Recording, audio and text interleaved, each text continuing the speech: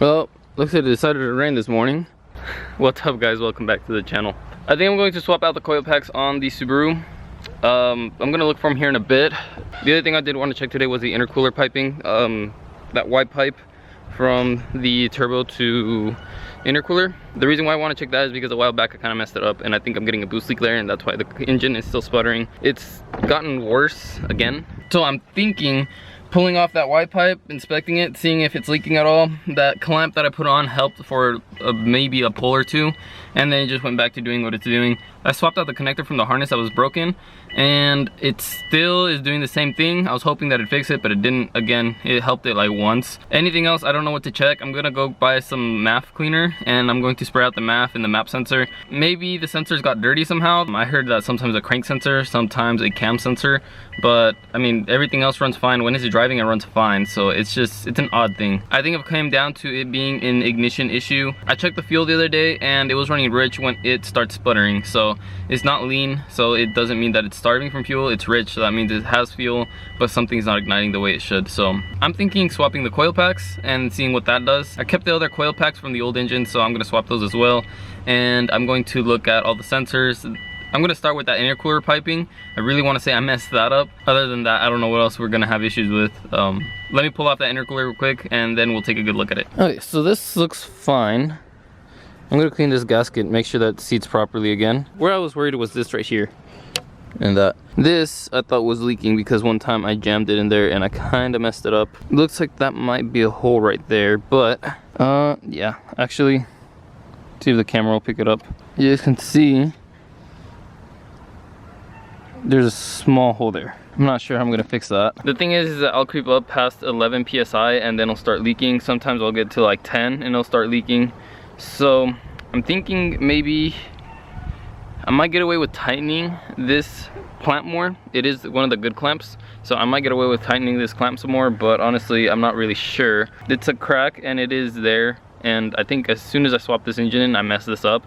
When I was installing this, I messed it up, so that might be an issue. I'm not 100% sure. I'll have to see. Other than that, I don't know what else would be the issue. Like I said, I can check the other sensors. I don't have any other issues, especially within vacuum. I don't have issues within vacuum, so I don't know what it could be. I have misfires all over the board sometimes. I don't have misfires in 1 and 2, but 3 and 4 for some reason are missing.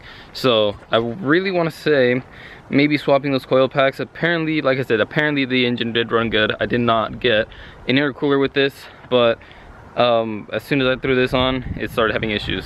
I'll clean the oil off of everything, and then I'll tighten that clamp a lot more. Hopefully I don't break anything, but I'll tighten the clamp a little bit more down, and hopefully that stops any more leaking from there. If it doesn't, I don't know what else is going to be the issue.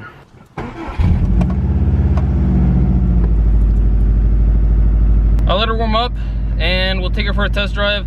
I just cleaned out all of the couplers. I cleaned everything out, sprayed it down with brake cleaner, and then I wiped it down with the rag. Everything looked clean.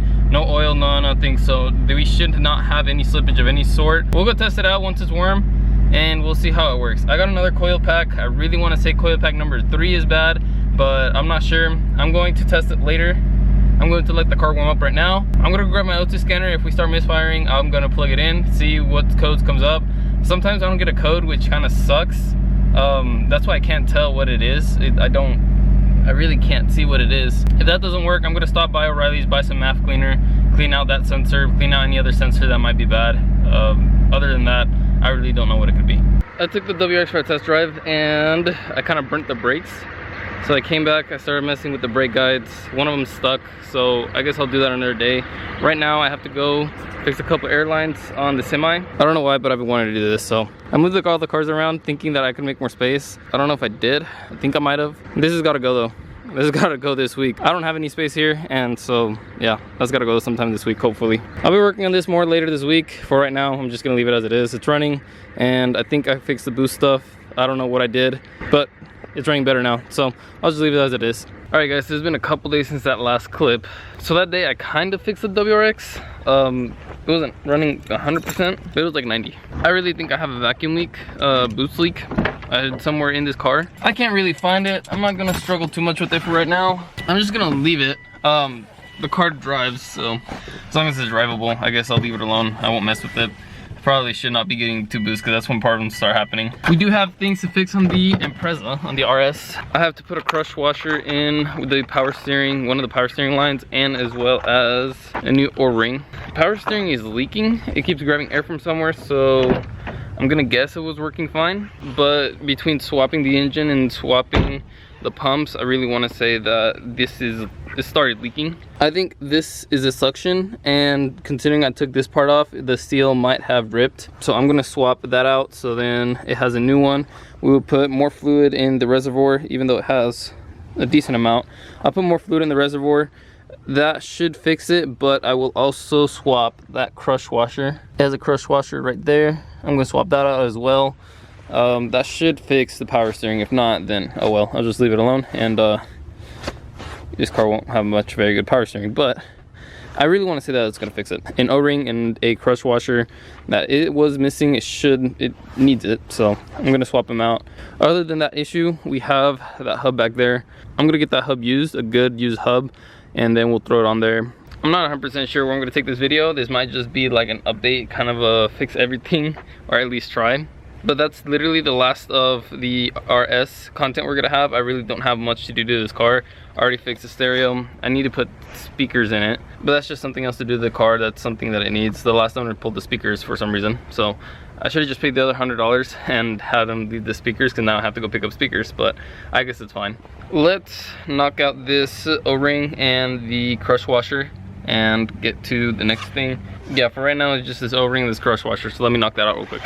Okay, I think I put that back together right. Nothing should leak there. It really should not leak. If it does, then there's some serious seating issues, but that really should not leak. What I'm going to do next here is I think I'm going to tighten the belt after I start the engine. I'm going to start the engine, I'm going to let it run. I'm going to turn the wheels, let the fluid run through the system. I'm going to lift it up, I'm going to turn the wheel, let it bleed out the air, and then once the air is bled out, it should work. This really should work now. Those were the only seals, those were the only things leaking. We did have a small leak, so I'm hoping that that's why it kept grabbing air. I don't think that rack is blown. I think everything should have been working fine. The power steering had a good amount of fluid in the reservoir, so I really don't think that it was having power steering issues to start. Okay, so now this car is completely done, well, except for that bearing back there, but everything engine wise is completely done. Fluids should be fine. Coolant I should have topped off. That was the only leak, so I'm gonna have to clean all of this over here so that it doesn't look like it was leaking from anywhere. Other than that, everything's fine on the car. The car works great. Now I got the power steering working properly, so that is not an issue anymore. This car's right about ready to leave. There's a couple, like I said, other than that wheel bearing, I don't think there's much more that I can do to this before I'm ready to let it go. It's in really good condition as it is, so like I said, just a quick wash, give it a good makeover, really just clean it up a little. That wheel bearing, she should be ready to go. For what it's been, not too bad of a car. I'm not 100% sure what we're gonna do with the WRX. I'm pretty sure I have a boost leak somewhere, but I cannot find it. I just retightened the clamps because that one was a little loose. I'd wobbled the intercooler and it seemed like it was coming a little off, so I tightened it a little bit more. I tightened that one because that one was loose, oddly. It was loose. I tightened the heck out of it the other day. It was loose again, so I'm gonna hope that that fixes the issue. I also tightened the wastegate for my boost, so hopefully if anything goes out, we'll blow it. That's the plan at least. If something gets loose again, we'll blow it. Well, that didn't fix anything either. I do have one more thing I want to try, and that is completely disconnecting the battery, leaving it off for like 10-15 minutes, maybe an hour, and then seeing if it does anything. I'm thinking that might reset the ECU. Maybe after all the mishaps, the ECU thinks it needs to relearn something, because sometimes across the board, anything between 3 to 4,500 RPMs, sometimes it sputters, sometimes it doesn't. Anything past 4,500, it's fine. Full boost. So I'm going to disconnect the battery, let it sit for 10 minutes. We'll take it out for a drive again, see if anything changes. All right, it's been like 30 minutes now. Let's go give her a rip and see how she runs. I suspect a coil pack, but like I said, every now and then it just runs fine. I don't know what it's gonna be. We'll give it a run and see what it does. Nope. I added a ground, thinking that it might help. It's not that either. I'll keep looking online, see if I can find a solution. I'm not gonna give up on looking for solutions, but yeah, it's definitely annoying. It's kind of frustrating. All right, let's swap the coil pack out. now it's fine again. After I swapped the coil pack, I tested the one that I pulled out, and it was reading a little low. I'm not sure if it's bad. I'm not sure if the loose connection burnt that coil pack, but now it's boosting fine. I'm getting 15-16 psi, which is not too bad. I'll call it a win until we start having issues again. But right now, we're not having any misfires. It's running fine now. I don't know how long to expect this to last this long. So I have no idea what I messed with, what I did to fix it. So next time it happens again, I have no idea what it's gonna be.